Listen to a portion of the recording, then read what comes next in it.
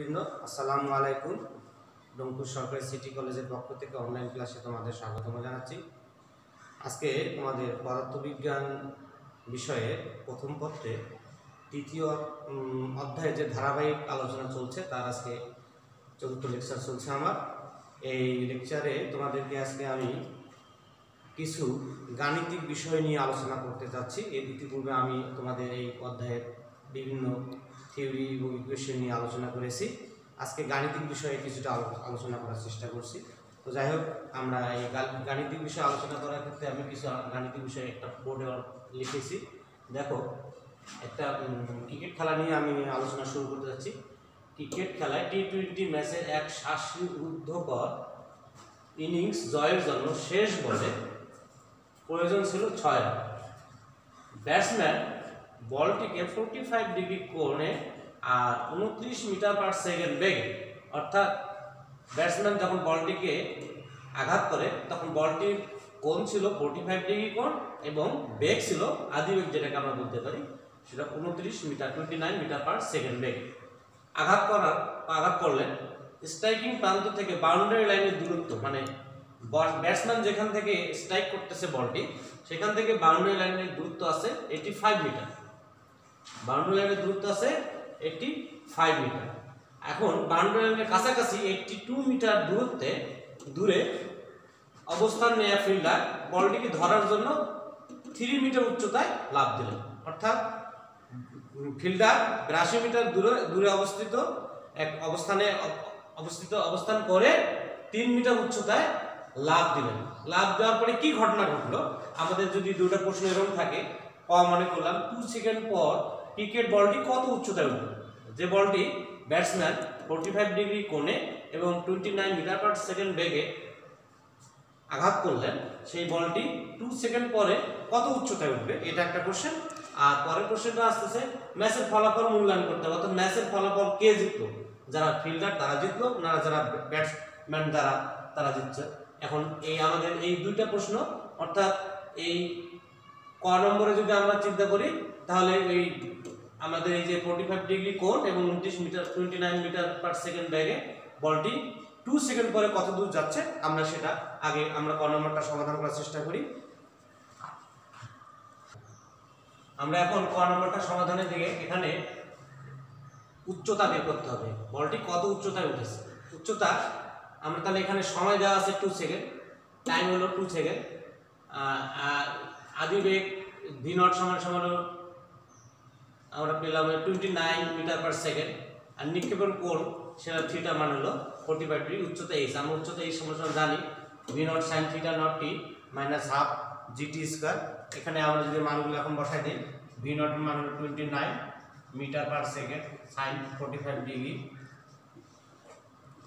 2 second minus half 9.8 metre per second square আর 2 second square. এটা calculation করলে আমাদের মান দাঁড়াবে 21.48 মিটার। 21.48 মিটার। অর্থাৎ আমরা 2 সেকেন্ড পরে ক্রিকেট বলটি কত উচ্চতা উঠবে? 2 সেকেন্ড পর বলটি উচ্চতা উঠবে হয় 21.48 মিটার। 21.48 মিটার। আমরা এখন খ নম্বরের সমাধানের দিকে যাচ্ছি। খ নম্বরে বলা আছে কি ম্যাচের ফলাফল মূল্যায়ন, অর্থাৎ ম্যাচে কে হারবে কে জিতবে, এই জিনিসটাকে আমরা খ নম্বরে মূল্যায়ন করব। এখানে আমাদের অনুভূমিক দূরত্ব x সমান 82 মিটার, নিক্ষেপণ কোণ থিটা 45 ডিগ্রি আর নিক্ষেপণ বেগ 29 মিটার পার সেকেন্ড। আমরা নির্দিষ্ট উচ্চতার জন্য আমরা জানি সূত্র একটা আছে, y সমান x tan theta minus half gx square v naught cos theta not square. এই মানগুলো আমরা যদি বলি, x হলো কত? অনুভূমিক দূরত্ব 82 মিটার দূরে, এই ফিল্ডার দাঁড়ায় আছে 82 মিটার দূরে, তাহলে x হলো 82 মিটার। তাহলে x এর মান আমরা এখানে 82 মিটার বসাই দিলাম। থিটার মান হলো 45 degree, tan theta tan 45 degree. এখানে gx এর মান বসালাম, v নট এবং cos থিটা নট এর মান বসালে আমরা এটা সব ক্যালকুলেশন করে আমরা পাবো 3.65 মিটার। অর্থাৎ নির্দিষ্ট দূরত্বে উচ্চতায় 3.6 মিটার 5 বলটি 3.6 মিটার 5 উচ্চতা দিয়ে, যেখানে ফিল্ডার 82 মিটার দূরে দাঁড়ায় আছে, ফিল্ডার যখন 82 মিটার দূরে দাঁড়ায় আছে তখন যদি বলটা এখান থেকে স্ট্রাইকিং করে, ফিল্ডার যদি এই জায়গায় দাঁড়ায় থাকে, এটা হচ্ছে 82 মিটার ধরে আমরা এটা এই ফিল্ডার যদি এখানে থাকে, এই বলটি এই 3 মিটার জাম দিল ফিল্ডার, কিন্তু বলটি 3.65 মিটার, অর্থাৎ এর থেকে আরো 0.65 মিটার, এটা হলো 0.65 মিটার, বলটি 0.65 মিটার উপর দিক দিয়ে সামনের দিকে পড়ে যাবে। অর্থাৎ ফিল্ডার 3 মিটার উচ্চতায় লাফ দেওয়ার পরও বলটাকে ধরতে পারবে না, অর্থাৎ তাহলে ফিল্ডার ব্যাটসম্যানকে আউট করতে পারছে না। তাহলে ব্যাটসম্যানকে যেহেতু আউট করতে পারছে না, তাহলে বলটি নিশ্চয়ই এই উচ্চতায় কোন এক জায়গা হয় বাউন্ডারি লাইনের ভিতরে, কিংবা বাউন্ডারি লাইন অতিক্রম করে বাইরে পড়ে, বাউন্ডারি লাইনের ভিতরে যদি পড়ে তাহলে ব্যাটসম্যান রান 6 রান করতে পারবে না, ফলে তারা পরাজিত হবে। আর যদি বাউন্ডারি লাইন অতিক্রম করে বাইরে পড়ে তাহলে 6 রান হয়ে যাবে এবং তারা জিতবে। তো যাই হোক, আমরা এখন দেখি আনুভূমিক পাল্লার সূত্র R = V0 sin twice theta naught J।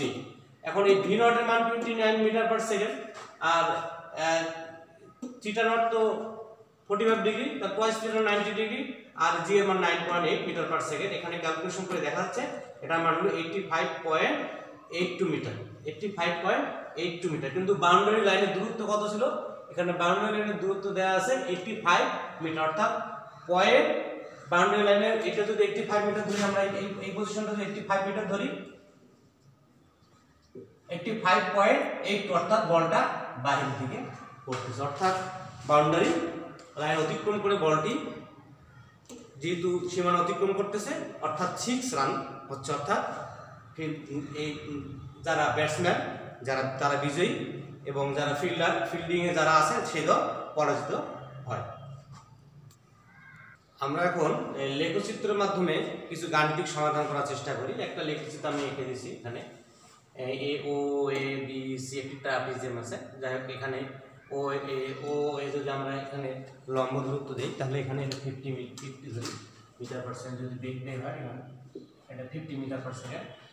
আর ও থেকে ই 5 মিটার, তারপরে 12 মিটার, এ পর্যন্ত সি পর্যন্ত 70 মিটার। যাক, এটা হলে এক্স অক্ষ বরাবর আমরা টি সেকেন্ড ধরছি, ওয়াই অক্ষ বরাবর আমরা ভি মিটার পার সেকেন্ড মানে বেগ ধরেছি। এখানে সময় এক্স অক্ষ বরাবর সময়, ওয়াই অক্ষ বরাবর বেগ। তাহলে আমরা এখন দুইটা যদি গাণিতিক আমরা সমাধান করার চেষ্টা করি। প্রথম ক নম্বরে বলা আছে ও এ অংশে ত্বরণের মান হিসাব, অর্থাৎ ও এই অংশের ত্বরণের মান কিভাবে হবে আমরা লেখচিত্রের মাধ্যমে সেটা বের করার চেষ্টা করব। এবং খ নম্বর লেখচিত্রতে গতিশীল বস্তুর মোট দূরত্ব গাণিতিকভাবে, মানে মোট কত দূরত্ব অতিক্রম করলো গতিশীল বস্তুটি, সেটা আমরা গাণিতিকভাবে লেখচিত্রের মাধ্যমে সমাধান করার চেষ্টা করবো। তাহলে প্রথমে ক নম্বরটা আসতেছি। ক নম্বর ও এ অংশটার ত্বরণের মান হিসাব করতে আমরা যদি এই জিনিসটাকে আমরা কর্তনটা আমরা এভাবে আঁকতে পারি, তাহলে ও এ অংশ ত্বরণের মান কি হলো? ও এ অংশের ঢাল হলো এই বাই ওই, এই মান হলো কত? 50 মিটার পার সেকেন্ড। এই মান হলো 50 মিটার পার সেকেন্ড, আর ওই মান হলো 5 সেকেন্ড। এটা ক্যালকুলেশন 10 মিটার পার সেকেন্ড। আমরা এভাবে লেখচিত্রের মাধ্যমে আমরা এর আগে যেমন গাণিতিকভাবে সমাধান করলাম, এরকম লেখচিত্রের মাধ্যমে আমরা এই ত্বরণ মন্দন বা বেগ এটা বের করতে পারি। তার একটা উদাহরণ আমরা এই যে ও এ অংশ ত্বরণের মান এবার লেখচিত্রের মাধ্যমে বের পেলাম 10 মিটার পার সেকেন্ড স্কয়ার। আমরা এখন ক্ষয় দেখতেছি লেখচিত্র থেকে গতিশীল বস্তুর মোট অতিক্রান্ত দূরত্ব গাণিতিকভাবে নির্ণয় করতেছি। আমি এই চিত্রটাকে আমি আবার খ নাম্বার হিসেবে চিত্রটা অঙ্কন করেছি। এখানে গতিশীল বস্তুর দূরত্ব এস যদি আমরা ধরি, এখানে ট্র্যাপিজিয়াম যে ও এ বি সি একটা ট্র্যাপিজিয়াম হবে, এই ট্র্যাপিজিয়ামের ক্ষেত্রফল হবে, এই ট্র্যাপিজিয়ামের ক্ষেত্রফলটাই হলো গতিশীল বস্তুর মোট দূরত্ব। তো যাই হোক, এই ট্র্যাপিজিয়ামের ক্ষেত্রফলে আমরা জানি সূত্র যেটা, সেটা এই লম্ব দূরত্ব, অর্থাৎ দুই বাহুর মধ্যবর্তী লম্ব দূরত্ব এবং বাহুদ্বয়ের যোগফলের সমষ্টি অর্ধেক করলেই আমরা ট্র্যাপিজিয়ামের ক্ষেত্রফল পাই। এটা ট্র্যাপিজিয়ামের ক্ষেত্রফলের সূত্রটা সবাই জানো তোমরা। তাই এখন মানগুলো এই মান কত? এখানে এই মান এখানে আছে 50 মিটার পার সেকেন্ড 50। আমরা এখানে এ বি এর মান কি আসতেছে? এ বি এর মান হলো, আমরা পুরা যদি চিন্তা করি ও এফ, এ বি সমান যদি ই এফ ধরি আমি, তাহলে ও এফ থেকে আমরা যদি এই ও ই বাদ দিই, অর্থাৎ 12 মিটার থেকে যদি 5 মিটার বাদ দিই, তাহলে এ বি এর মান আমরা পাবো। সেই 12 মিটার থেকে 5 মিটার বাদ দেওয়া আছে, এটা এ বি এর মান। আর হলো ও সি মানে 70, এই 70 সেকেন্ড মিটার, সরি সেকেন্ড। তাহলে এখানে এই 12 মাইনাস 5 প্লাস 70 এটা হলো আপনার এই দুইটি যে সমান্তরাল সরলরেখা আছে ট্র্যাপিজমে তার সমষ্টি। এটা আমরা ক্যালকুলেশন করে পাবো পুরা 600 মিটার, অর্থাৎ গতিশীল বস্তুর মোট অতিক্রান্ত দূরত্ব হবে 600 মিটার। আমরা গাণিতিকভাবে যেমন সূত্রের মাধ্যমে করতে পারি, এখানে আবার লেখচিত্রের মাধ্যমে আমরা এভাবে বস্তুর দূরত্ব নির্ণয় করতে পারি। আমরা এখন পরবর্তী সমস্যায় আসি। একটা চিত্র দেখতে পাচ্ছ তোমরা নিশ্চয়ই, ক্লাসে একটা আমি চিত্র বোর্ডের মধ্যে আঁকছি। এই চিত্রটা উপর চিত্র অনুসারে একটি 6 সেকেন্ড পর এ বিন্দুতে, ব্রাশটি যদি এ বিন্দুতে, এই একটা বিন্দু, এই বিন্দুতে 6 সেকেন্ড পরে পৌঁছায় ব্রাশটি, তাহলে ও এর ডিস্টেন্স যদি আমরা ধরি 6i প্লাস 13j মিটার, হ্যাঁ, ও এর বিন্দুতে যদি আমরা দূরত্ব ধরি এটা, এবং ব্রাশের নিক্ষেপণ কোণ থিটা নট, এক ব্রাশের নিক্ষেপণ কোণ যদি আমরা থিটা নট ধরি, এটা যদি থিটা নট ধরি আমরা নিক্ষেপণ কোণ, এবং এ বিন্দু উচ্চতা যদি সমান, এ এবং বি বিন্দু উচ্চতা আমরা যদি সমান ধরি, তাহলে কি আমরা ক নম্বর থিটা এর মান নির্ণয় করতে হবে। আর খ নম্বর করছে প্লাসটি ভর যদি আবার 0.2 কেজি হয়, এ বিন্দু ও সর্বোচ্চ বিন্দু এবং এ বিন্দু এবং সর্বোচ্চ বিন্দুর গতিশক্তির মান সমান হবে কিনা গাণিতিকভাবে আমাদের দেখাতে হবে। অর্থাৎ এই বিন্দুর গতিশক্তির মান বের করতে হবে, সর্বোচ্চ বিন্দু গতিশক্তির মান বের করতে হবে, এবং দুটো সমান কিনা আমাদের গাণিতিকভাবে দেখাতে হবে। যাই হোক, আমরা ক নম্বরের সমাধানে আগে আসি।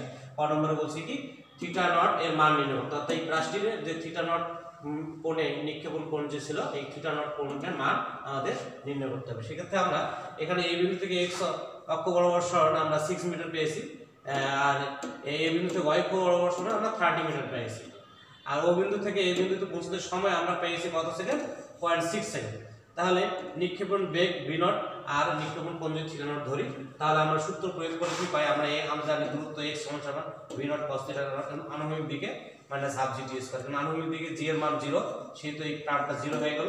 আর v naught cos theta not t এর মান 0.6 সেকেন্ড, অর্থাৎ x এর মান হলো 6 মিটার, x এর মান কত পেলাম আমরা 6 মিটার। তাহলে 6 মিটার এখানে v naught cos theta naught এর মান পেলাম 10 মিটার পার সেকেন্ড, আমরা এটা পেলাম। এখন আবার যদি y x যেমন ধরলাম, আমরা y অক্ষ বরাবর y যদি দূরত্ব ধরি, তাহলে v naught cos sin theta not যদি উলম্ব বরাবর যেহেতু ওখানে sin theta not t minus half g t square, এখানে আবার জি এর মান শূন্য হবে না যেহেতু উলম্ব বরাবর। এখানে আমরা এই v naught cos theta naught 10 metre per second, অর্থাৎ আমরা যদি v নট এর মান ধরি তাহলে 10 by cos theta naught, 10 by cos v naught এর মান 10 by cos theta naught sin theta naught 0.6 second, আর t এর মান 0.6 সেকেন্ড, আর আপনার জি এর 9.8 মিটার পার সেকেন্ড স্কয়ার, আর t এর মান 0.6 সেকেন্ড আছে এর বর্গ। এটা ক্যালকুলেশন করলে আমরা থিটা এর মান বের করতে পারি 65.16, অর্থাৎ আমাদের যে এই ব্রাশটি যে কোণে নিক্ষেপ করা হয়েছিল, সেই নিক্ষেপের কোণটা ছিল ব্রাশটির 65.16 ডিগ্রি। আচ্ছা, এখন আমরা এই যে ব্রাশটির ভর যদি 2 কেজি, খ নম্বর সমাধানে যাচ্ছি। ব্রাশটির ভর যদি 0.2 কেজি হয়, এই বিন্দু এবং সর্বোচ্চ বিন্দু গতিশক্তি সমান হবে কিনা সেটা আমরা গাণিতিকভাবে প্রমাণ করার চেষ্টা করতেছি। তো যাই হোক, এখানে আমাদের থিটা এর মান ছিল কত 65, আমরা ক নম্বরে বের করেছিলাম 65.16 ডিগ্রি থিটা এর মান, থিটা নট এর মান। এই বিন্দুতে পৌঁছাতে সময় আমাদের এখানে দেওয়া আছে t সমান হলো 0.6 সেকেন্ড, হ্যাঁ, এন্ড ব্রাশটির ভর দেওয়া আছে 0.2 কেজি, ব্রাশটির ভর দেওয়া আছে এখানে 0.2 কেজি, এই ব্রাশটির ভর আছে 0.2 কেজি। তাহলে আমরা এখানে ক নম্বর আমরা পাচ্ছি v naught cos theta naught এর মান 10, এখান থেকে আমরা v নট এর মান বের করতে পারি 23.81 মিটার পার সেকেন্ড, এটা আপনি বের করে রাখতে পারি আমরা। তো যাই হোক, একটা সূত্র হলো বেগের ক্ষেত্রে v এর সমান রুট ভি মানে x অক্ষ বরাবর vx স্কয়ার আর vy স্কয়ার এর বর্গমূল, অর্থাৎ এটা আমরা সূত্র আমরা এখানে vx এর মান বসাই দিলাম v naught cos theta naught, আর vy এর মান বসালাম যেহেতু এখানে এই আনুভূমিক দিকে g এর মান শূন্য, অর্থাৎ এই পরের অংশটা নেই, v not sin theta not minus gt, এই মানগুলো আমরা যদি বসাই, এটা মান ক থেকে আমরা 10 মিটার পার সেকেন্ড জানি, এখানে v নট এর মান আমরা বের করলাম 23.81 মিটার পার সেকেন্ড, আর থিটা নট এর মান হলো 65.16 ডিগ্রি, g এর মান 9.8 মিটার পার সেকেন্ড স্কয়ার, এবং t এর মান 0.6 সেকেন্ড। এই মানগুলো যদি বসাই, তাহলে আমরা v এর মান পাবো 18.63 metre per second, 18.63 metre per second, অর্থাৎ এই বিন্দুতে গতিশক্তি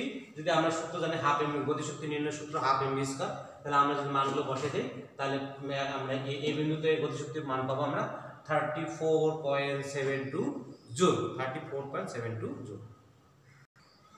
এখন আমরা সর্বোচ্চ বিন্দুর গতিশক্তি নির্ণয় করতেছি। সর্বোচ্চ বিন্দু শুধুমাত্র বেগের অনুভূমিক অংশ, সর্বোচ্চ বিন্দু এই পজিশনে শুধু বেগের অনুভূমিক অংশ থাকবে। এই বিন্দুতে রাশি যখন এই সর্বোচ্চ বিন্দুতে আসবে, এই বিন্দুতে যখন থাকবে, রাশি যখন উপরের দিকে যাওয়ার কোনো প্রবণতা নেই, অর্থাৎ তখন ওয়াই অক্ষ বরাবর অর্থাৎ লম্ব বরাবর কোনো টান অনুভূমিক, শুধুমাত্র অনুভূমিকের দিকে তার টান অনুভূমিক থাকবে। অর্থাৎ রাশি যখন সর্বোচ্চ বিন্দু থাকবে অনুভূমিক অংশ থাকবে, দুটো অংশের মধ্যে উলম্ব অংশ বা অনুভূমিক অংশ সর্বোচ্চ বিন্দুতে, কিন্তু এই বিন্দুতে আমরা দুটো অংশ পেয়েছি, উলম্ব অংশ পেয়েছি, অনুভূমিক অংশ পেয়েছি, কিন্তু সর্বোচ্চ বিন্দুতে আমরা উলম্ব অংশ পাবো না, শুধুমাত্র অনুভূমিক অংশ পাবো।